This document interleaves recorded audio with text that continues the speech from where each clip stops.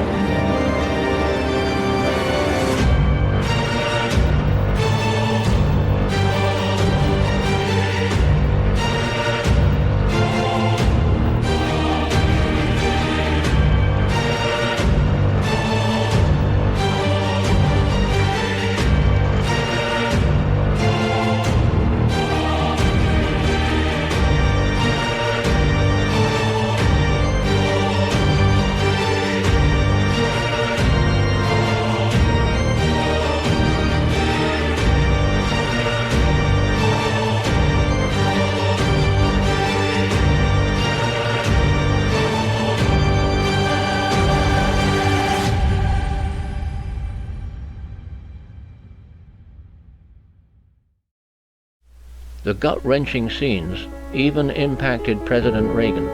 In his memoirs, he stated that the film was very effective and that it changed his mind regarding use of nuclear weapons.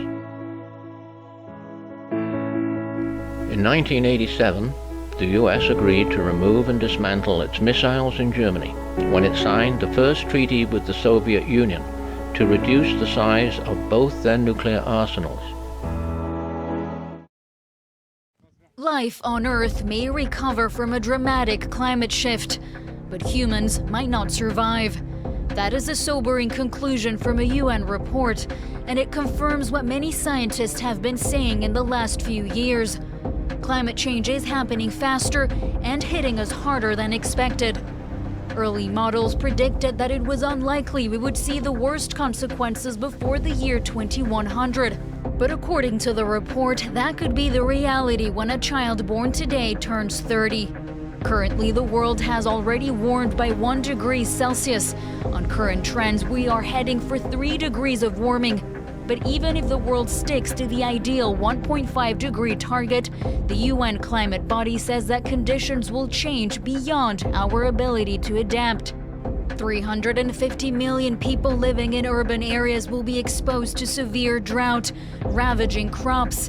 Millions more will suffer from malnutrition, while coastal communities will be at risk from floods and deadly storms.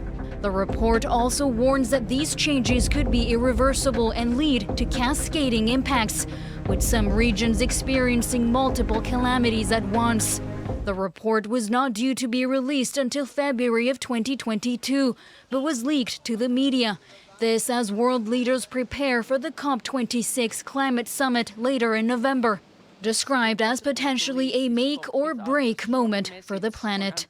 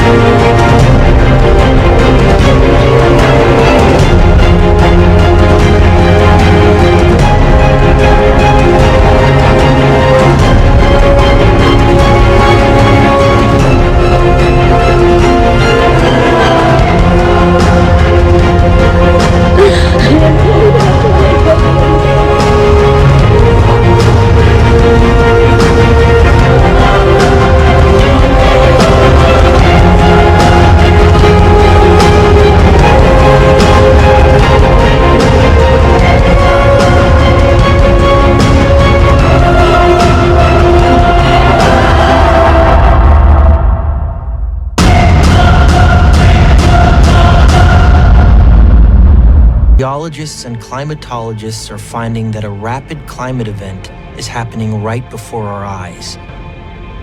Now consider this. Unthinkable and terrifying as it may seem, nearly all life on Earth could go extinct because of man-made climate change.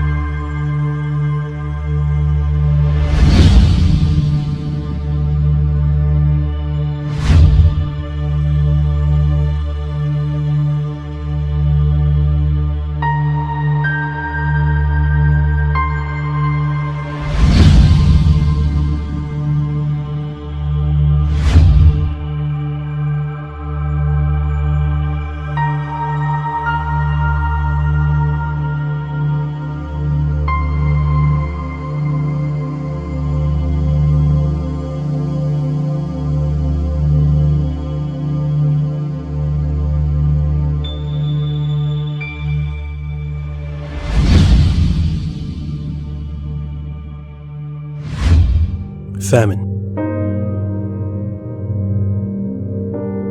It's when a cry of an animal pierces the air, when the silence of rivers are heard, and the vibrance of life itself is extinguished.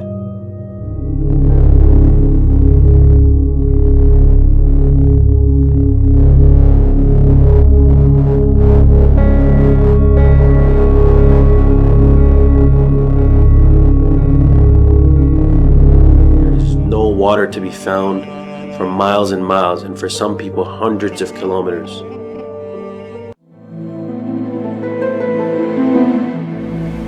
The massive suffering that will befall both humanity and non-human life forms provides abundant and strikingly compelling visual material for a film. By following the individual lives of characters from around the world, what now seems distant and abstract can be made terrifyingly real.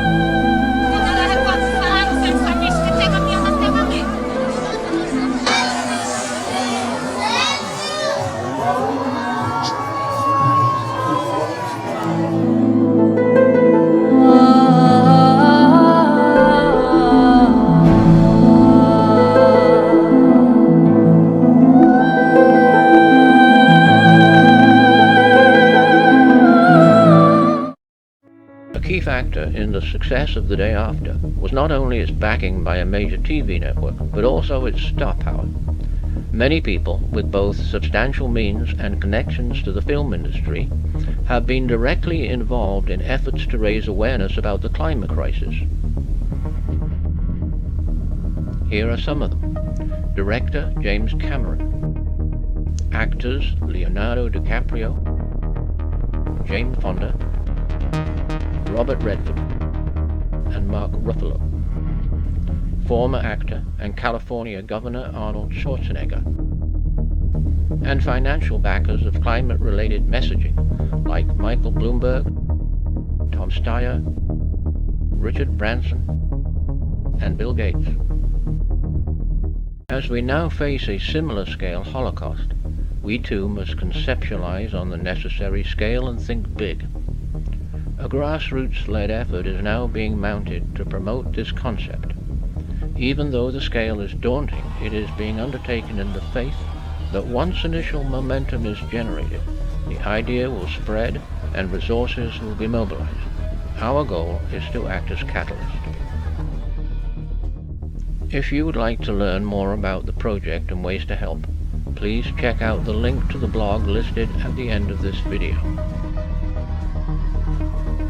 We close with actor Leonardo DiCaprio exhorting all countries assembled at the United Nations to go beyond the Paris Agreement and do what will be necessary to save life on Earth. Now think about the shame that each of us will carry when our children and grandchildren look back and realize that we had the means of stopping this devastation, but simply lacked the political will to do so. Yes, we have achieved the Paris Agreement.